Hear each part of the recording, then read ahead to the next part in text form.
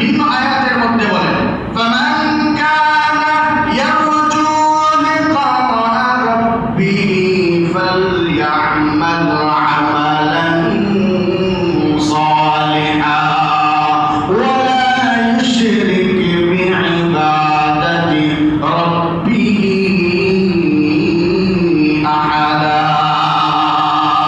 আল্লাহ বলে, বান্দা আমি আল্লাহর সামনে যখন আসবা, নেক আমল নিয়ে আসবা, আমল নিয়ে আসবা।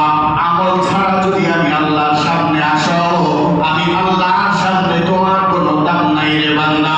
এ মুসলমান ঈমানদার, আল্লাহ পাক রব্বুল আলামিন ডেকে ডেকে দেয়, এ বান্দা